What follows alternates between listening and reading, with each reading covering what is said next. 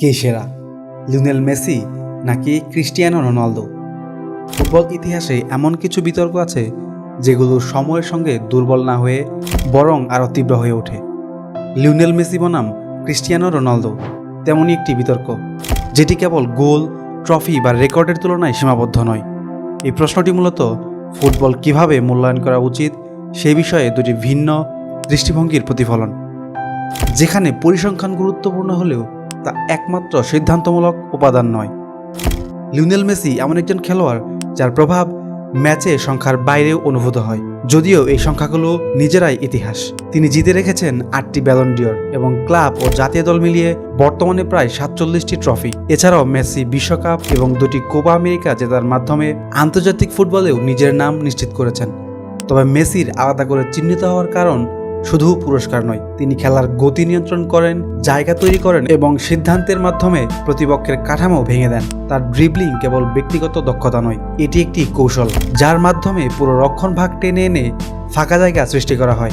Messi সমর্থকদের কাছে এখানেই তার শ্রেষ্ঠত্ব। তিনি ম্যাচকে নিজের চারপাশে ঘোরান, কিন্তু সেটিকে কখনো একক প্রদর্শনীতে পরিণত করেন না।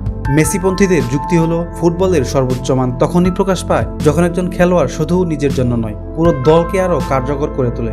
গোল করা গুরুত্বপূর্ণ, কিন্তু খেলাকে নিয়ন্ত্রণ করার ক্ষমতা একজন খেলোয়াড়কে ভিন্ন স্তরে নিয়ে যায়। বিশ্বকাপ জয় এবং 2টি কোপা আমেরিকা শিরোপা এই যুক্তিকে আরও শক্ত করে, কারণ দীর্ঘদিন যে আন্তর্জাতিক সাফল্যের ঘাটতি তার বিরুদ্ধে তুলে ধরা হয়েছিল সেটি তিনি শেষ পর্যন্ত মাঠেই উত্তর দিয়ে পূরণ করেছেন। এর বিপরীতে ক্রিস্টিয়ানো রোনালদো ফুটবলের ফলাফল নির্ভর বাস্তবতার প্রতীক। তিনি এমন একজন খেলোয়াড় যার উপস্থিতি সবচেয়ে বেশি অনুভূত হয় ম্যাচের ভারসাম্য যখন ভেঙে পড়ার পথে। তার খেলা পরিকল্পনার বাইরে নয়, বরং পরিকল্পনার শেষ বিন্দু।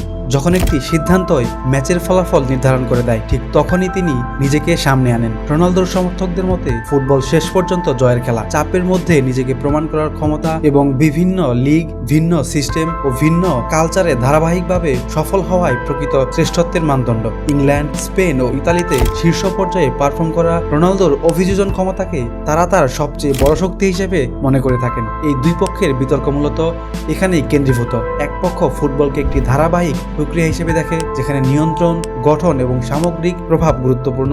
অন্য পক্ষ ফুটবলকে দেখে নির্ধারক মুহূর্তের খেলায়, যেখানে ফলাফলই শেষ কথা। ফলে এক পক্ষ মেসিকে মূল্যায়ন করে তার দীর্ঘমেয়াদী প্রভাব ও অর্জনের মাধ্যমে, আর অন্য পক্ষ রোনালদোকে বিচার করে তার সিদ্ধান্তমূলক ভূমিকা ও প্রতিযোগিতামূলক মানসিকতার ভিত্তিতে। ক্লাব ও আন্তর্জাতিক ক্যারিয়ার এই দুই দৃষ্টিভঙ্গিকেই আরও স্পষ্ট করে তোলে। মেসির ক্ষেত্রে ব্যক্তিগত পুরস্কার ও আন্তর্জাতিক শিরোপার সমন্বয় তাকে পূর্ণতা দেয়। রোনালদোর ক্ষেত্রে একের পর এক নতুন চ্যালেঞ্জ গ্রহণ ও সেখান থেকে সফলভাবে বেরিয়ে আসাই তার গল্প। নেতৃত্বের ধরনেও পার্থক্য স্পষ্ট।